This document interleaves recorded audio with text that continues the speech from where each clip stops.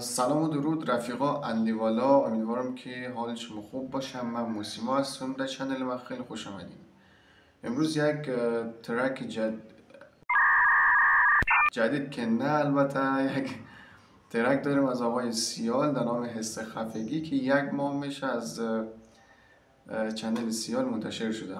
بعد از یک مدت طولانی سیال بالاخره با یک ترک قوی مثل این که برگشته. معلومه یک ترک اجتماعی است که معلومه ترک قویه. بریم با دیگه ترک گوش بدیم. راستی ها چمونه رو از چنل حمایت کنید.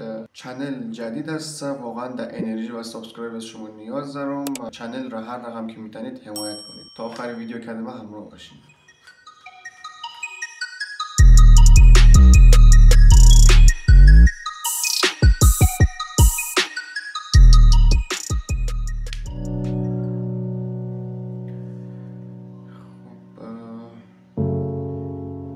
حس خفگی سیال.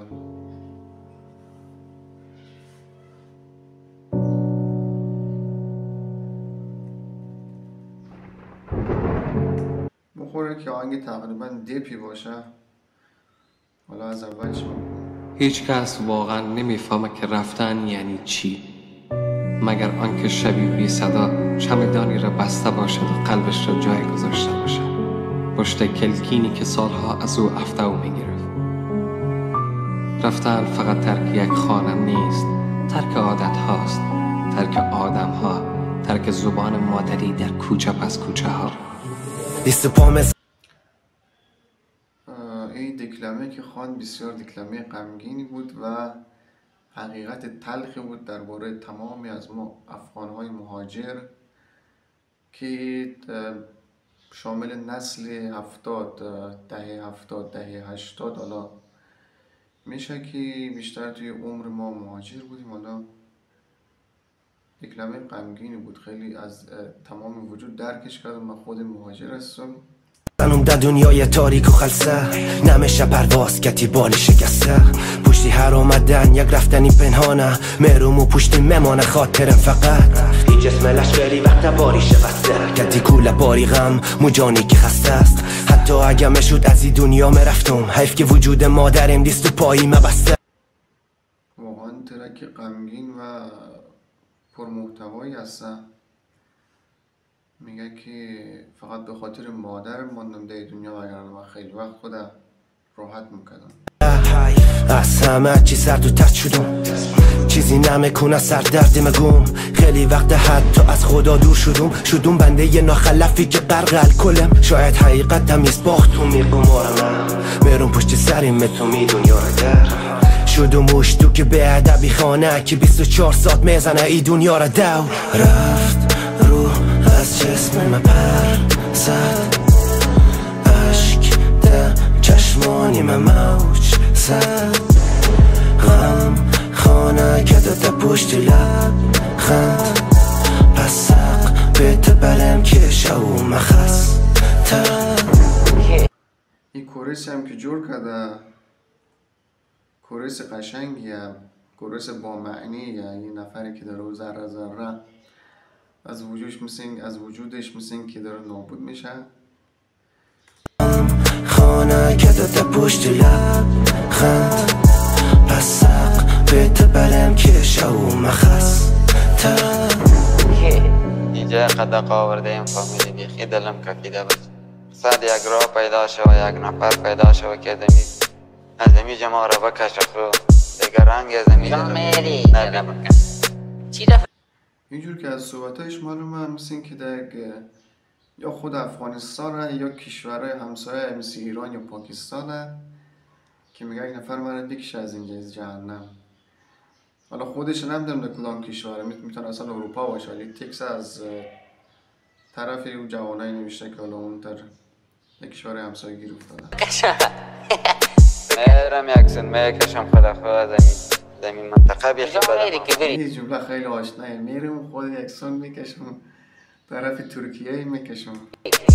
مرا آرام نمیمانه یه لعنتی، یک حس از جنس خفگی گلگیر از ایشار در فکر رفتنی بان بگن نرسی در چی مثل سگ دوید یکیشان نفهمی چی تو دل شکسته ای فقط ظلم زدن کی چی تو در گل نشسته ای زمین خوردی در ریشیدم خندیدن خسته و دل شکسته و مثل وطنه دل مردمان ایشار پور از کثیفی شده باید دل بکنم از ایشار که اسیرشون من رفتن برم یک تصمیم پر درد لکن کم آوردم شدم تسلیم قسمت آینده در پیش روم یک تصویر مبهم روزگار لعنتی زد دست واقعا هم راست میگه آینده پیش روی دهه 70 جوانا هم بیشتر دهه 60 و 70 کلا یک آینده چیز مبهمه چیز نامشخصیه یک قسم یک روزگار شده که یک جوان نمیتونه از ترس آینده مبهم حالا وارد یک رابطه ای شود نمیتونه یک دختری 100% قول بده من تو خوشبخت میتونم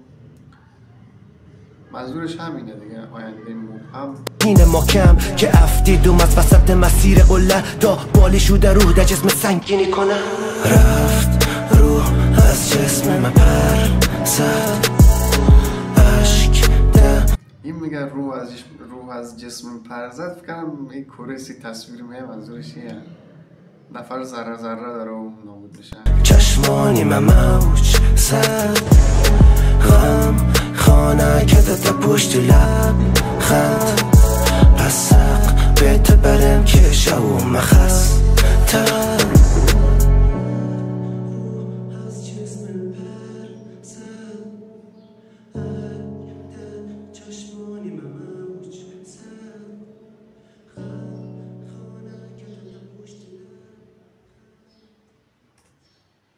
ترک تاثیرگذاری بود خیلی حال کردم خیلی مطابق با شرایط الان مهاجرا و کشور افغانستان است حرف دل خیلی هم مخصوصا جوانا خود ما که بعد از مدت ها خدای قوی برگشت سیال تا ببینیم کارهای بعدی رو چیکار میکنم و اینکه کارهای قبلیش من ریاکت نرفتم چون چنل تازه زدم انشالله کارهای بعدی چی از سیال چی از هر رپر دیگه ای شما اگه مد نظر دارید توی کامنت دم بگین چه رپری هست چی رپرایی که داخل وطن هست چه رپرایی که اروپا هست مخصوصا رپرایی که مثلا داخل ایران هم خیلی زیاده ما حالا اونایی که میشناسیم رو پیدا میکنم خود من ریاکت میرم اونایی که حالا نمیشناسیم شما مد نظر دارید اونا رو شما به نام شروع بگید رپرای مثلا افغانی که داخل ایران اونا خیلی خوب داره کار میکنن و اینکه تشکر که ویدیو رو تا اینجا نگاه کردین لایک و کامنت و سابسکرایب فراموش نشوه آیدی اینستاگرام کوریزر میذارم او رو اگه خواستین فالو کنین دم همه شما گرم تا ویدیو بعدی خدا نگهدار